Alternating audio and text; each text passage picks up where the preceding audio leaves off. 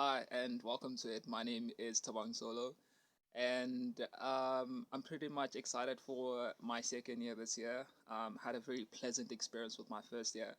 I learned a lot. Came in not knowing so much, but having to assess the entire year and look at how much I've grown as a person is pretty much amazing. I would never exchange that experience for anything in the world. So I just felt that, as a person, had grown so much. And yeah, it's something that I could literally translate to this year as well, and to the new cohort as well. The first question was, why would I want to become a mentor? Um, I genuinely just love working with people. I am able to interact with people of different backgrounds, and I just find it easy to do that. I just genuinely like working with people. I love solving problems. It's just one of the things that we were doing last year was to help each other. I mean, it's sort of ingrained in me. I genuinely just love helping people and debugging code and helping people with code, sharing as much as I can, and seeing people flourish from that is pretty amazing as well. So, as a person, I'm very patient as well. So I'm able to withstand a lot of things that a lot of people wouldn't do. That's why I say I'm very patient. I'm able to understand other people very well and to talk to people and basically gauge someone and sort of like think about how I'd formulate my answer based on the person that I'm talking to. So um, just going back to the question, I for the for the boot camps, I was chosen for one of the boot camps, and I had a good experience with it. It was so good that the school decided to call me back again, and I ended up doing 5 boot camps with regular workshops and whatnot. And actually, I had a strategy of how I would approach people as well, because a lot of people were quite new, and most of them were quite nervous about the school and whatnot. So I had almost one-on-ones uh, uh, uh, um, with the entire boot camp, right? So it was pretty amazing. It was obviously very tiring having to go to every seat and just ask people, look, are you struggling with anything? Do you know how to use the computer? Or because just one thing I genuinely did find with a lot of students is that some of them didn't have any computer experience, and most of the volunteers at the time would neglect that some of the students didn't even know how to use a Linux machine. So or even identify the difference between a Linux machine and a Windows machine. So that sort of I would gauge how the students were doing and what were the problem areas, and then I would set up workshops for specifically those kind of things. And it helped a lot. I had like whiteboard sessions with them as well. So it was a pretty awesome experience, and I really loved that experience.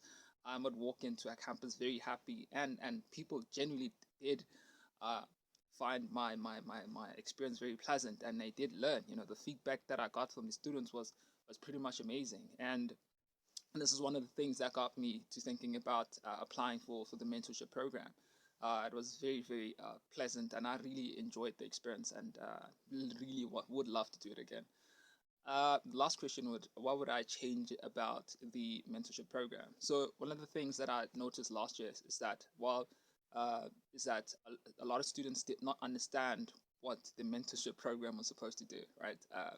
Or what was expected from the mentors, right? I personally did not have a bad experience with my mentors. Everything went exceptional. I think everything was exceptional. Everything was perfect from my mentors, right?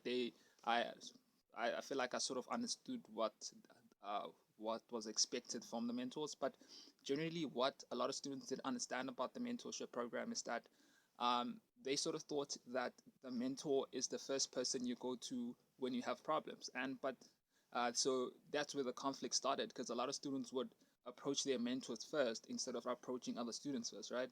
And the mentors would then obviously have some sort of backlash towards them and tell them, no, talk to your students first and then come to me. And then, that was back and forth misunderstanding between the students because they didn't understand that. So, I mean, I would assume that, you first start with your peers, right? That's how the school is set up. You start with the peers and the peers help you. If you don't receive any help from your peers, that's when you go to your mentor and ask for help and see if they could help you. But they are not the first person that you would go to. But generally, that's what I would find a lot of people doing is that they thought that the mentor was there, or was the first person you approach when you have a problem, which was basically the other way around, where you had to go to your students first and then later on move on to your mentor. And while there's were other issues as well, but I felt like as if that one was the main issue. And I genuinely found a lot of students had that problem. And just now that I have the problem, I mean the opportunity to talk about it, I just feel that maybe that's one of the things, clarity. If we could be clear to the students about what is the mentorship about, and how is the working setup, and all of that. I'd like to thank you, and I hope I get I get into the mentorship program. So thank you very much, and I hope to hear from whoever is going to be communicating with me. Thank you very much.